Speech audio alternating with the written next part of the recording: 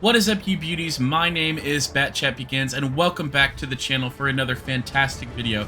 Today, we have a replay sent in from Iris. She is in the Void clan here on the North American server, and she's playing the Emil 1951, along with her platoon mate Anomaly, who is from the GG clan, playing the T2020.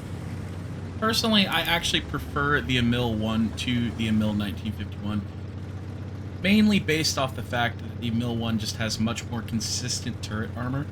The 1951 trades that turret armor for both speed and penetration, and that penetration can be nice when you're coming up against tier 9s, but it is not so helpful when you are having to face hull down heavies and TDs that just go straight to the turret, and the Emil 1 doesn't have to worry about that as much, considering it does have that consistent turret armor. But at the same time, she's doing a great job of playing this tank like a proper autoloader, trying to get a flank on here on Castilla, coming up to the hillside and getting some shots across into those heavies. You want to play these tanks like autoloaders for the most part. You want to try and trade those 3 shots in, try and surprise the enemy from a different angle than normal, and you'll be able to do that very well in the 1951, considering the speed that it is. As you can see, she's just about to get up here to the sniping spot and get some shots across onto the Emil 1. She does get spotted, unfortunately, from the Bulldog, but she is going to be able to get at least 2 shots off, it looks like, and potentially a 3rd here into the Lova. And at the moment, it looks like Anomaly has already gone down because he tried to do a very aggressive flank into the heavy side of B, and probably got shut down by that Annihilator and the Helsing. So, game's already off to a little bit of a rocky start. We're down one of the better players on the team, and it looks like the enemy have a pretty commanding control of B and C. So what can Iris do in the meantime? Well, obviously she's going to want to try and focus out any of the immediate threats, that being the Jagdtiger, the Helsing, any of the light tanks that are coming close to her on the A side. Potentially she could flank onto the Bulldog there with the other heavy tank, but it looks like she is going to opt to stay here on a crucial spot here on Castilla and just get some shots into the Jagdtiger, which is not bad at all. She's already up to 1400 damage with 2 clips. She might have gotten a blind shot, so she could be up to about 18 or 1900. And as you can see, even angling the turret up to hide the roof still means that there are going to be weak spots, as she's just getting pinned right through the turret cheeks, which is very unfortunate. And that is the problem with the 51. It doesn't have very strong turret cheeks, so you either have to have hard cover, or you need to be able to go ahead and destroy the enemy very quickly in front of you. Seeing an SU-152 on the rear does not bring out any confidence. Hopefully Iris can shut down this Helsing. She does. Great shot.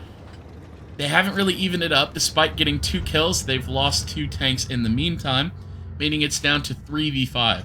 And there's definitely still some healthy enemies out there. The SU-152, the Love, both those tanks had at least 1,000 health. The SU fluffs a shot onto the side armor of the 51. And now the Bulldog is coming in full speed. Will Iris be able to go ahead and take out these threats at A? Well, thankfully, the friendly team is still assisting, bringing the Bulldog down to a 1-shot, meaning that Iris can easily clear both the SU and the Bulldog when she is reloaded. What she's going to do right now, goes ahead and takes out the immediate threat in the SU, and then finishes off the 41 very, very nicely.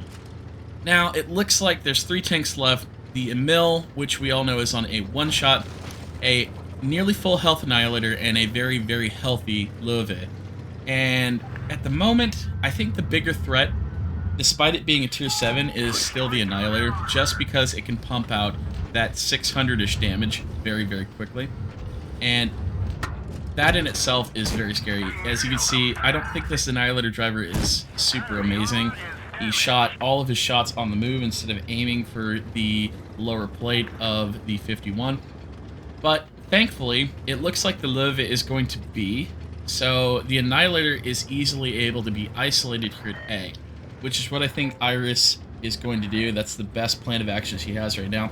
Wouldn't bother focusing too much on the Love, because he is just going to keep himself at B.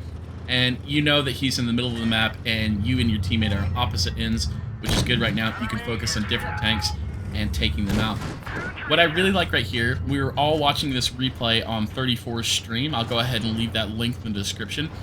As he said, I really like that Iris didn't go ahead and go for the reload here, and she went immediately to go ahead and take out the Annihilator.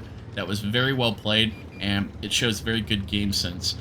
Now, it looks like the last friendly tank alive is going to finish off the Emil, which is great. Now, they have to go ahead and either hold, or potentially just go ahead and get some poking shots into the Love. He was at B. He hasn't been spotted by the light tank, meaning that he is most likely going to be on the enemy's side of the map, potentially coming this way.